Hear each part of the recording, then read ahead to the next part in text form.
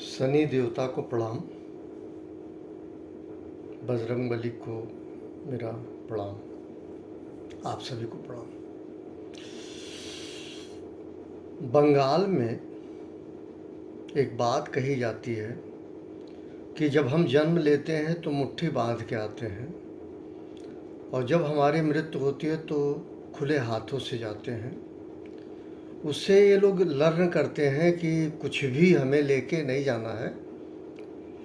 और यहाँ तक सुना है, चूँकि मैं कलकत्ता में रहा हूँ, वहाँ के लोग प्रतिदिन कुछ पैसे गुल्लक में रखते हैं और वो पैसा इकट्ठा करते हैं इस बात के लिए कि माँ वैष्णो देवी या अन्य जगहों पे जाएंगे।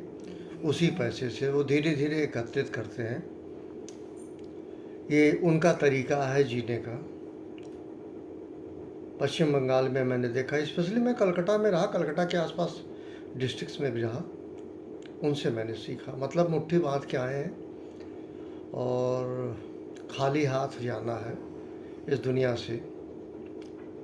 इसमें एक बात बड़ी अच्छी बात है कि जब हम पैदा हुए तो शरीर लेके आए और इस शरीर की चाहे जितना जतन कर लें, चाहे जिस तरह से कर लें, यहीं छोड़ के चले जाना, यहीं हमको विलय होने जाना है 5 तत्व में।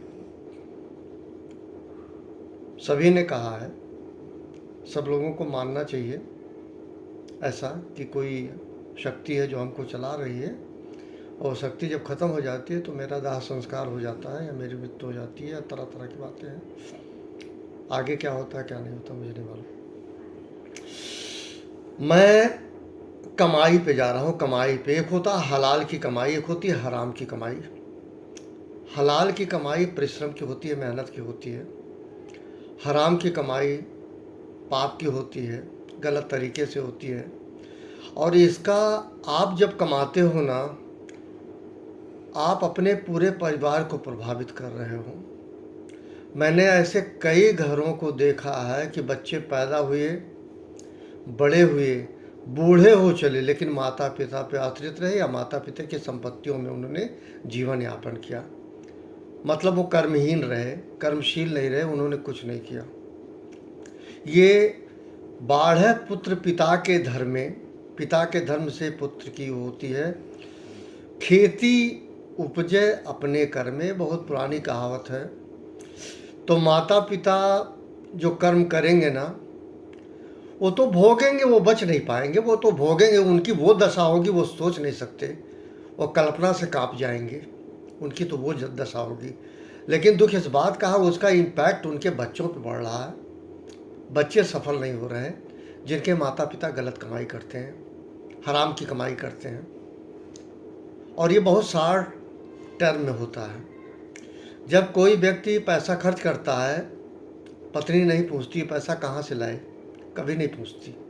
यहाँ तक कि नई जनरेशन में कोई बेटी बेटा बढ़िया कपड़ा ले आता, उससे नहीं पूछा जाता ये खरीद के लाए, पैसा कहाँ से पाए। क्योंकि उन्हें कहीं ना कहीं पता है, कहीं ना कहीं चीज़ें पता है। एक दूसरे को नज़र मिला रहे हैं, कह नहीं पा रहे पैसा कहाँ से आया। लोग उपभोग कर रहे हैं, गलत उपभोग कर रहे हैं। और जैसा पेट में डालेंगे उसका प्रतिफल भी वैसा जाएगा। ये तो सबको पता होगा। खूब लाल मिर्ची खा लीजिए तो आप जब उसका अंदाज़ा आपको लग जाएगा। मैंने मिर्ची खाई है। मैं आ रहा हूँ हलाल और हराम पे। कार्ल मार्क्स की एक थ्योरी है, लीगलाइज रॉबरी। उन्होंने कहा लेबर को लेके, उनका ये कहना था कि जब कोई एंटरप्रेन्योर या कोई बिजनेसमैन उसकी प्रगति होती है तो उसमें सबसे ज़्यादा हाथ श्रमिक का होता है और श्रमिक को उसके प्रोपोर्शन में उसको मजदूरी नहीं दी जाती है और कैपिटल को प्रमोट किया जाता है। और उन्होंने कहा निरंतर ये होता है कि कैपिटल प्रमोट हो जाता है, प्रमोट होता रहता है, लाभ ही स्थिर रहता है। ये कार्ल मार्क्स की थ्योरी है। उन्होंने कहा था कि अगर कोई प्रॉफिट अर्न कर रहा है, कोई कैपिटलिस्टिक, तो ये जो है मजदूरों की मजदूरी हड़प के वो अपना फंड प्रमोट कर रहा है। यहाँ मैंने कुछ नहीं कहूँगा। मैं एक बात कह रहा हूँ कि जो भिखारी होते हैं उन पे टैग है, ये भीख मांगते हैं। और कुछ ऐसे भिखारी होते हैं जो नॉन टैग हैं। कैसे? पता चला मेरे घर में टमाटर नहीं है, दूसरे के घर से मांग लाए। मेरे घर में मूली नहीं, मांग लाए। आटा नहीं, मांग लाए। चीनी नहीं, मांग लाए। दूध नहीं है, मांग लिया। बुराई तो नहीं है, लेकिन ये जो है नॉन टैग बेगर्स हैं, इसको कहते हैं। ये टैग ही नहीं है, लेकिन ये भिखारी हैं जो मांगते हैं।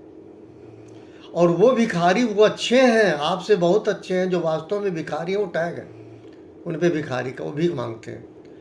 लेकिन समाज में प्रमोट कौन कर रहा? हमने ऐसे भी लोगों को देखा है, पूरा वेतन जमा कर देते हैं और लोगों से मांग के खर्चा चलाते हैं। क्या विडम्बना है। वो वेतन जमा करते हैं, वो वेतन उनके मरने के बाद भी वो पैसा काम नहीं आएगा जो बचत करते हैं, क्योंकि खाली हाथ जाना है।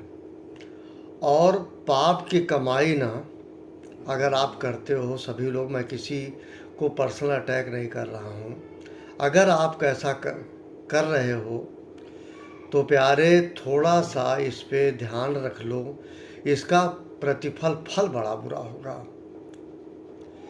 पता चला आप पाप की कमाई लाते हैं। कहाँ गए थे? इलाहाबाद स्नान करने गए थे। किस लिए? पाप धोने।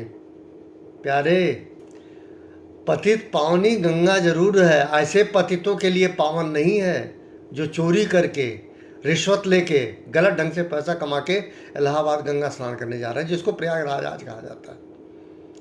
कहाँ गए थे भाई? फला जगह गए थे, तीर्थ स्थानों पे गए थे। अगर उनसे पूछा जाए ये तीर्थ स्थानों पे पैसा कहाँ से पाए, वो जवाब ना दे सके। सीख सको तो गणेश जी से सीख लो। उनको परिक्रमा करना था, अपने माता पिताजी को घूम लिए, उनका तीर्थ हो गया। बुद्धि और तर्क के प्रतीक थे श्री गणेश जी सदा सहाय। मैं अपनी बात पे कायम हूँ, सबसे कहूँगा हराम की कमाई करना छोड़ दो। अगर करना है, कमाना है, तो हलाल की कमाई करो। ये बात अलग है कि हलाल की कमाई से आप ये कह सकते हैं केवल दाल रोटी चल सकती है। नहीं, उससे ज़्यादा आपका चरित्र चल सकता है, उससे ज़्यादा आपका मान सम्मान चल सकता है, उससे ज़्यादा आपकी पीढ़ी चल सकती है, पीढ़ी दर पीढ़ी चल सकती है। इसलिए हमेशा ध्यान रखिए, जब भी हम कमाएंगे हलाल की कमाएंगे, हराम की नहीं कमाएंगे।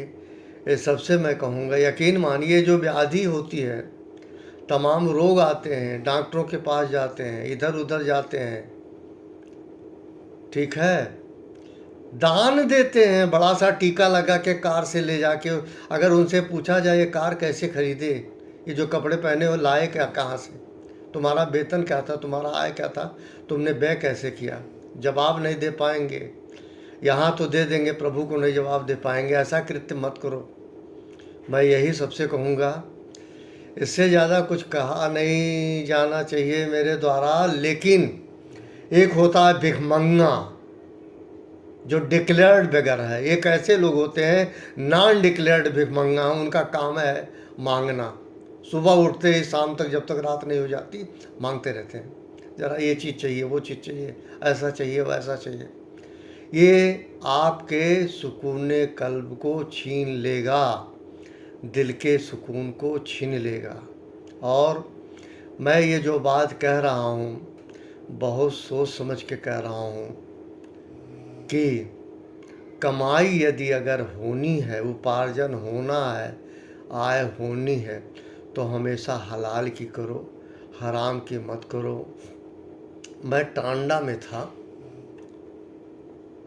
टांडा एक जगह है अकबरपुर के आसपास, तहसील हुआ करती थी फैजाबाद की। टांडा में मैं कुछ दिन वहाँ सर्विस किया, तो वहाँ जातिगत आधार पे ले रहा हूँ, बात बुरा मत मानिएगा। मुस्लिम लोग क्या करते हैं, उनके लिए ब्याज हराम है, ब्याज हराम है। तो ये कहते थे ये इतना ब्याज है, ये मेरे लिए हराम है, इसको आप मिठाई खा लो। आप ये सोचिए, सन 84 में, मतलब 39 साल पहले, अगर किसी का 1000 रुपया ब्याज उसके समझ में नहीं आ रहा है, आज वो उस समय का 1,000 इस समय के 50,000 से 75,000 रुपये के मध्य की वैल्यू है। लेकिन उनके लिए उनका कहना था, मैंने सुना, खुद सुना कि ये ब्याज हराम है। उनसे मैं कोई शिक्षा नहीं ले रहा हूँ अकेले, ये सबको लेनी चाहिए। अगर बाय द वे आप हराम का कमा के 4 किलो सेब, 2 दर्जन केले, कुछ कपड़े, पत्नी को जेवर बनवा के देते हैं, जरा एक बार पत्नी से पूछ लीजिएगा कि जो आप पाप कर रहे हैं उस पाप की भागीदार वो है? नहीं है। एक बहुत छोटी कहावत, बहुत पुरानी कहावत है, मैं थोड़े में ख़त्म करूँगा। एक व्यक्ति था, दिन भर नौकरी करता था, रात में रिक्शा चलाता था। वो उससे किसी ने पूछा ऐसा क्यों करते हो? बोले घर की खर्च नहीं चलते। बोले कैसे कैसे? बोले बेटा है, बीवी है, बच्चे हैं, उसके बच्चे हैं, सब बड़ा प्यार करते हैं। बोले अच्छा? बोले बहुत प्यार करते हैं। बोले ठीक है। एक स्वांग उसने रचा, स्वांग ये रचा, उसको एक सांप काट लिया, बनाया गया विधा, और सांप को जिस जगह पे काटा गया उसमें ये कहा गया कि घर का कोई भी सदस्य उस जगह को गाय के दूध से एक कटोरे में गाय से दूध लाया जाए और उसको वहाँ से साफ करके वो दूध घर का कोई भी सदस्य पी लेगा तो ये बच जाएंगे। मालूम है, पत्नी ने कहा कि हम काहे विधवा हों, अगर विधवा भी होंगे तो घर कौन देखेगा, ये मरे मरे। बहू बेटा कोई तैयार नहीं हुआ कि क्योंकि ये दूध पी लेता तो मर जाता, ये जी जाते। पत्नी बिल्कुल नहीं तैयार, वो कह रही इतना बड़ा घर कौन देखेगा, ये तो चले जा रहा है, हम काहे झेलें। इसी तरह से तो प्यारे कोई अपना नहीं होता, ये सौदा है सौदा। सौदा किसका है मालूम है? कर्जे का, ऋण का। कोई आपका नहीं होता, आपकी छाया भी नहीं होती। कभी सुबह जब सूर्य निकल रहा हो ना, आप खड़े होकर देख लीजिएगा, आपकी छाया दूनी होती है, और जब सूर्यास्त हो रहा होता है तो आपकी छाया छोटी होती है। ये जो रिश्ते नाते हैं ना, ये कर्जों के रिश्ते हैं मेरे लाल। जो आप सोच रहे हैं ये पत्नी है, ये बीवी किस लिए आई है? ये आपकी तो है ही नहीं है, किसी की लड़की है। आपकी बीवी कहाँ से हो गई? एक सौदा है, समझौता है। अगर सौदा और समझौता नहीं कर सकते हो तो बीवी रख नहीं सकते। बेटा बेटी ये क्या है? ये कर्ज है, पुराने समय का पूर्व का कोई ऐसा कर्ज था, वो चुका लेंगे। जिस दिन चुका लेंगे ये रिश्ते ख़त्म हो जाएंगे। प्यारे इस बात को दिमाग में रखिए, कोई आपका अपना नहीं है। आपका अपना शरीर नहीं है जी। आपकी मृत्यु के बाद ये शरीर यहीं जला दिया जाएगा। जब ये शरीर आपका नहीं तो लोग कैसे आपके हैं? किस गलतफहमी को पाले हुए हैं? आपका इस दुनिया में कोई नहीं है, आप अपने आप को स्वयं हैं। किसी गलतफहमी को न पालें। ये देवी देवता सारी चीज़ें ये बताई गई हैं तरीका, ताकि कहीं आप थूकें ना इधर उधर। मूर्ति इसलिए रखी जाती है क्योंकि लोग थूकें ना, ये सब बताया गया है। डरने की बात नहीं है। हाँ, स्वयं भय होना चाहिए, बहुत अच्छी बात है। लेकिन ये जो शो ऑफ किया जाता है ना, वो एक नाटक है, वो ड्रामा है, ये सत्य नहीं है, ये झूठ है। रविन्द्रनाथ टैगोर ने साफ कहा था, leave this chanting and singing. बोले भजनाज अपना छोड़िए, नाटक बंद कीजिए। भगवान वहाँ नहीं है, भगवान वहाँ है जो परिश्रम करते हैं, जो पसीना बहाते हैं, जो कर्म करते हैं। भगवान भोग में नहीं है, जाके मंदिर में बैठ के घंटों आप माथा टेकिए, गाइए, और घर में खाना नहीं बना है, बच्चे भूखे हैं, ये भगवान नहीं है। आप चारों तीर्थ कर लीजिए, घर का काम छोड़ के किचन बंद कर दीजिए, ताला खुला छोड़ दीजिए और चले जाइए कहीं मंदिर में बैठिए 3 घंटा। उसके बाद क्या परिणाम होगा? हो सकता है आपके घर में कोई वृद्ध हो जो बीमार हो, उसको प्यास लगी हो खाना। ये भगवान है जो आपके घर में है, भगवान बाहर नहीं है। इस बात को, इससे ज़्यादा मैं कुछ नहीं कहूँगा। मेरे जो मन में आया कहा, किसी को पर्सनल अटैक नहीं किया हूँ, किसी को बुरा लगे माफ़ करना। लेकिन ये रिश्ते नाते जिसकी बात करते हो, मेरी बीवी मेरा बच्चा, ये तुम्हारा नहीं, तुम उसके कर्ज हो। इस बात को अच्छी तरह से समझ लीजिएगा। पुराणों में भी कहा गया है, आज आप है कल कोई और होगा, परसों को ये जो मकान है ना, आज हम हैं कल कोई और होगा, इसके बाद कोई और होगा, इसके बाद कोई और। पहले खेत थी, आज ये मकान है, आगे चल के पता नहीं ये मकान रहेगा या कुछ और रहेगा। ये नागों का देश है, भारत नागों का देश है, सर्पों का देश है, सपेरों का देश है। पूजा की जाती है नाग पंचमी को। थैंक यू वेरी मच, सबको प्रणाम।